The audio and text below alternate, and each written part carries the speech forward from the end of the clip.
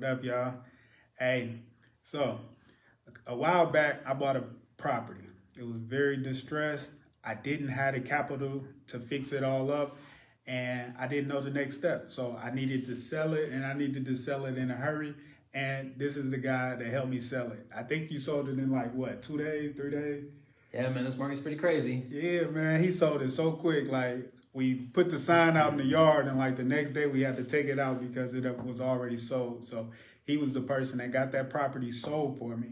So I wanted to bring him in here, just talk about like what he do, who he is, and how he can help all of y'all that's ready to jump into the real estate market. So can you introduce yourself to the people? Yeah, well, thanks, Donald. I appreciate being here, man. I love what you're doing. You're really exposing the truth of the freedom that comes with real estate, right? And my name's Andy Rodriguez. I am with Remax Concepts. I've been an agent for 4 years now, and I love what I do. I love helping people. I love making an impact. It's something that I think I'm going to be doing for the rest of my life.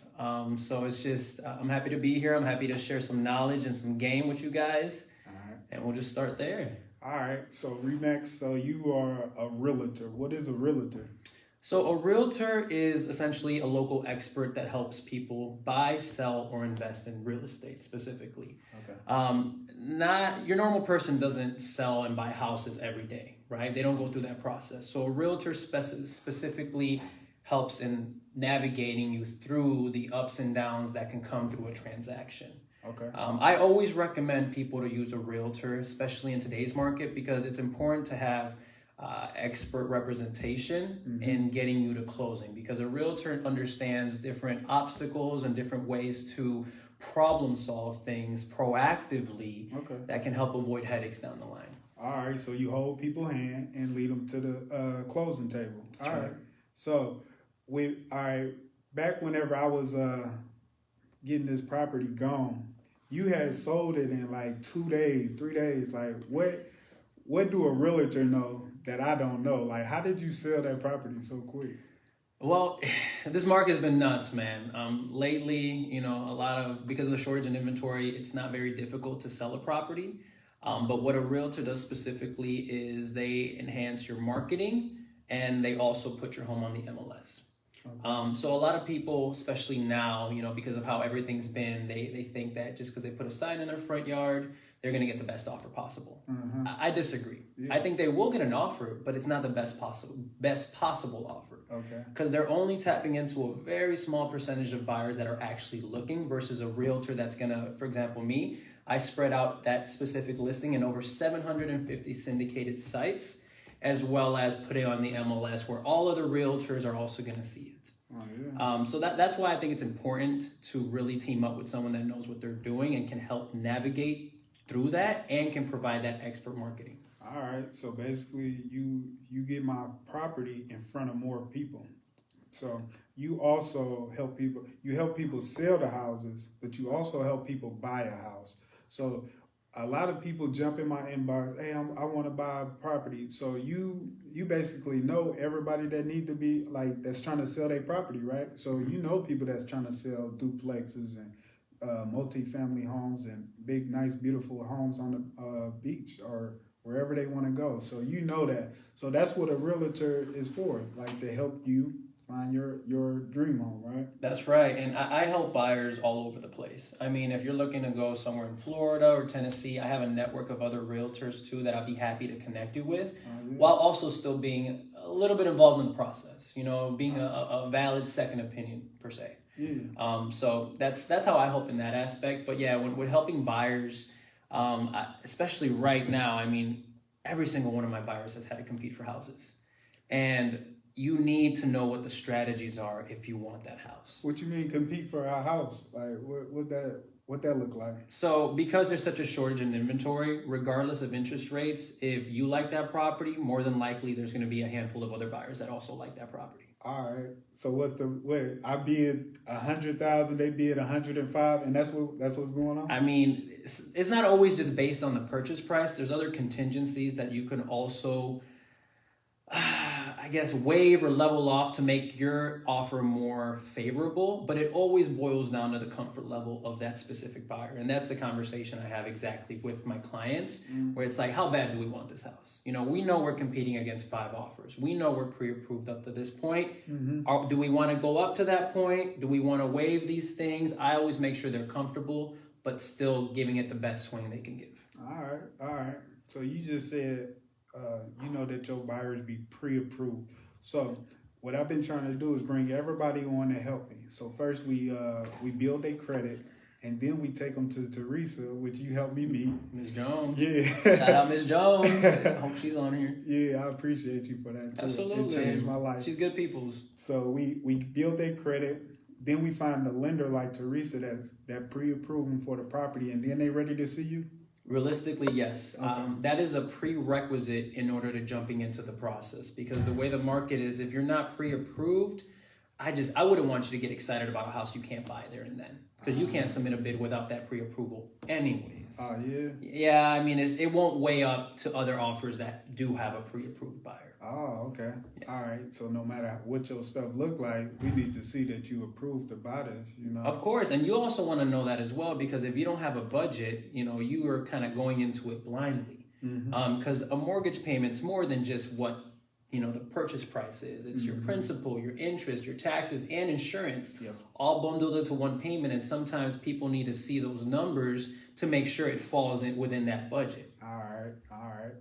Okay. So now that we met you, like, what's the next step for a person? Like somebody right here that's watching, that's ready to buy a house. How do they contact you, and what do they credit and all of that stuff need to look like before you can help them? Like, what's the next step? The credit and their financial situation, a lender's going to determine that. That's their scope. Okay. So once I get that pre-approval, sometimes I'll give them a call and make sure that their numbers make sense. They're all squared away, that pre-approval is still valid. Because the way interest rates have been, they change every week. So somebody that was pre-approved 6 months ago might have a very different outlook on what their pre-approval status is today. Oh, for real? So the first thing I do is I try to make sure that that's the most updated and valid pre-approval. Because once again, being proactive is better than being reactive. So having that conversation with my clients and letting them know that, you know, hey, maybe right now we're not within that budget. You know, we might have to plan for something a little bit more, or whatever the case may be. It's always important to have those proactive conversations. That way I can set expectations, and we can make sure that the process goes as smooth as it can be when we do find that right house. All right. So you said something that you can help everybody if you in Iowa, Illinois, or Florida. So, but you are licensed in Iowa and Illinois. Yep. So I got a lot of people in Illinois that's always hit me up, but you can help them. Absolutely, man. I'm actually from the Chicagoland as well, so I have a really tight-knit network there. Oh, yeah? So anybody looking on both sides of the river or anywhere nationally, I'll be happy to help. But myself, I'm licensed on Illinois and Iowa. All right, you dealt down like by East St. Louis and down in that area, or? I haven't actually dove into that market, but once again, being a top agent, I can find another top agent as well that can help you out. All right. So you're a top agent? Yes, sir. What's a top agent? What is a top agent, in my mind, is someone that's on top of the ball and is a high-producing agent as well. Oh, you know, because of the volume that I've been able to do for my first 4 years, I consider myself a top-producing agent. Plus, I know the way I serve my clients, you know, and it's like, if you don't know your value, how could you ever, you know, help anybody reflect theirs? Yeah. Okay. Yeah. All right. So, could you go into the difference between a realtor and a broker real quick? That's for me. Like, I just don't know. So that's a complicated question, because depending on what side of the river you're on, it's a little bit different. Oh, yeah? So in Illinois, I am a realtor broker. In Iowa, I'm just a realtor salesperson, essentially. Okay. Or just an agent. All right. So you have different designations depending what state you're on. All right. So a broker is what, like, just broker a deal, or? Not necessarily. It's just I wish I could tell you why it's different in that sense. I just know in Iowa, if you're a broker, you're more likely a managing broker, which means you oversee an entire brokerage firm. So they're essentially like the person in charge, where if there's an issue or a problem, you go to them and they consult you. Or sometimes if there's two agents that are going through a deal and they're having a point of conflict, usually the brokers end up squaring it off. For real? Like, what kind? Like, you have problems with people trying to sell it?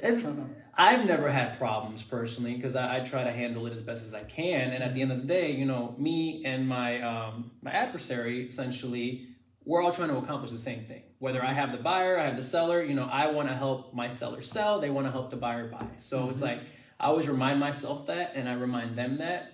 That way we can understand that we have a common goal. And when that happens, you start separating, you know, your emotional ties to it. Because sometimes people stick their heels down, or they get a little bit defensive for whatever reason. Just trying to get the most money, or the most money, or maybe they just feel a certain issue should be resolved in a specific way when you think it should be resolved in a different way. Because at the end of the day, I'm under responsibility to my client, not that other agent. So if, you know, we're not meeting eye to eye on a specific topic, that's when you can bring in your managing broker, and then they can talk to their managing broker, and they kind of square it off for you. So the broker is basically going to be the boss, and then y'all working with them, just trying to find deals, essentially? Yeah, I mean, this is through a transaction. I mean, the biggest time managing brokers get involved is usually with earnest money. You know, sometimes, let's just say, like, you're selling your house, it's as is, and this person wants to do inspections for their knowledge only, but they can resign their deal for whatever reason, and they want to resign for something bogus. And we'll release them, but we want to keep the earnest money because it was as is. You know what I mean? But they signed an addendum that said they can remove with earnest money being returned potentially. So it almost becomes a gray area, right? Not everything in real estate is black and white. Sometimes it's right in the middle, and you need another opinion to come in and give you that input. All right, that's what's up. All right, so now that we know all of these steps, we know where to go. And did you give them your website yet? Well, my name's Andy Rodriguez. You can shoot me a text or give me a call, and I'll add my information to this video. That way it just comes a little bit easier. All my social medias are a little bit different. You can find me on Instagram, realestate_Andy. But yeah, I mean, if you have any questions at all, or there's anything you want to walk through, whether you want to get involved in the industry, whether you want to buy, whether you want to sell, I'm always just a call or a text away, and I'm more than happy to talk to anybody. All right. Well, I don't have no more questions. Let's see if they got some questions. You got anything you want to add? Specifically, I mean, just make sure you talk to a lender to determine, you know, some of your numbers. That way, if you do want to shop around, you have everything ready. You got any questions? Yeah, he said, so because inventory is it good time to be an investor to bring homes to the market? How do you advise buyers regarding the higher interest rates? So there's opportunities no matter what the market is, right? And it starts with your network. I mean, I'm not saying that there isn't good deals in the open market. I just know that those deals that are good are probably going to be competitive. Okay. That's just it. So if you want to be both look in the open market and the off market and have your numbers ready, that's what I would recommend for you specifically. That way, you know, there's no time wasted, and speed's still the name of the game. I mean, right now, buyers don't have more than a day or two to think about that property that they're interested in. And I mean that. I mean, by the third day, that property more than likely will be gone. For real? Already? Yeah. So speed's the name of the game, man. And that's how it's been for the last 2-3 years, regardless of interest rates. So that's that. So interest rates don't matter? They matter to the buyer specifically because it limits their buyer power. Okay. But it hasn't really mattered with regards to the market. I mean, it's still very much a seller's market. Every listing I've had this year, except for one lot specifically, which is just a lot, has sold for at or over asking price extremely quickly. Yeah, okay. So, are you an investor? I have 2 rentals, and I'm actually in the process of selling them off and getting them ready and selling them off because I want to transition some of my business to the Chicagoland area as well. Okay. But that's a process that can take 12 to 18 months. Mm-hmm. But my goal is, even I have been looking at some property out there as well. Chicago? Yeah, that way I can commit myself, specifically like New Lenox, Joliet, Lockport, Plainfield area, because that's where I do have a large book of business. But I have rentals, and my biggest success story right now has been rent to owns. Mm-hmm. I think rent to own agreements are very good, and they help limit some of that liability that certain landlords might have, or they just might be a little bit afraid of. Mm-hmm. There's different ways you can write up your rent to own agreement to make it fair to that person that might want to buy and might not be able to finance it at this point in time. Mm-hmm. But it also makes it fair for that landlord who wants to get that property. That's a great point, rent to own, and I've been pushing that. Could you talk a little bit more about that for the people? Like, what is a rent to own? So a rent to own is where you have a property and you might have somebody that's interested in buying it, but they don't have financing at that time. Okay. So the agreement states, and everybody's rent to own agreement's different, and you want to talk to an attorney about getting it written up. But the gist of it is you give them a time, 2 years to pay you premium rent. Mm-hmm. They're going to give you a high down payment. And then at the end, if they end up buying the property, you credit them what that down payment is, as well as a proration from every month's rent. Okay. So it's a good strategy right now, because something I'm seeing more and more as interest rates go up is, sellers or landlords or sellers providing sellers financing through rent to own agreements specifically. That's kind of like the same thing. Yeah. All right. So everybody that know me know that my landlord did that with me. So I gave him $10,000 and he gave me 3 years to come up with the rest. That was essentially a rent to own. That's the easiest way for people to get in when your credit not all good, when you don't have 2 years on your job. If you got a little bit of money from your savings and you want to get into it, that's how I advise a lot of people to get into it. So, to add to that, though, there's different stipulations, right? Because it has to make it worth it to the homeowner too. Okay. So some of the stipulations typically that I see in rent to own agreements is that specific tenant or the person that's going to buy the property, they're in charge of all the maintenance and any potential repairs. That's very important. So it's important, right? Because if you move in, you give them $10,000 to $15,000 in down payment, and then the furnace goes out, it's on you. It could potentially be on you. Yeah. So it's like you're looking at each other. It's like you just have to make sure everything you consult with an attorney on both sides, and you truly understand the terms and conditions before jumping into it. That's what I recommend. Okay, yeah, that's very important. All right. So, as an investor, what do you see, like, as far as the market? Like, people say it's everything up, expensive.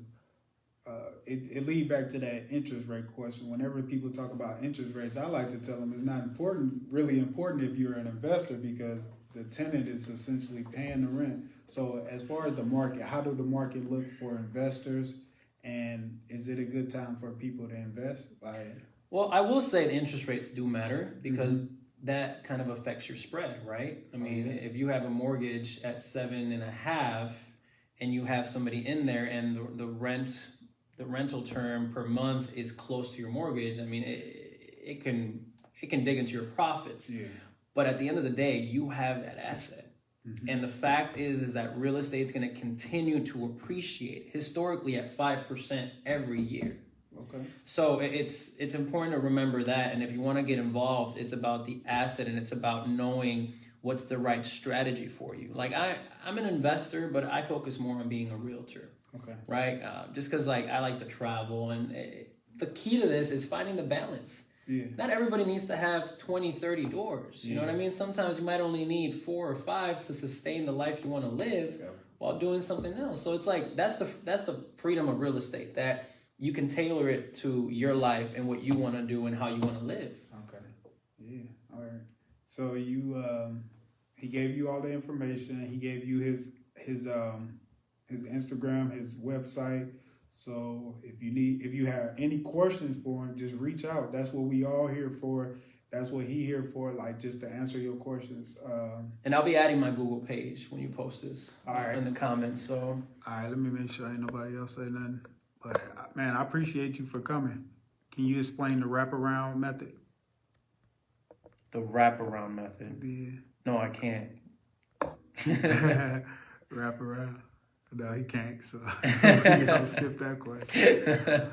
I know a little bit about it, but I don't like to speak on stuff that I ain't never like really did. So we're gonna skip that question. Sorry. But yeah, man, I appreciate you for coming. And if y'all got any questions, just reach out to him. And that's what we're here for. Absolutely. Take care, guys. All right.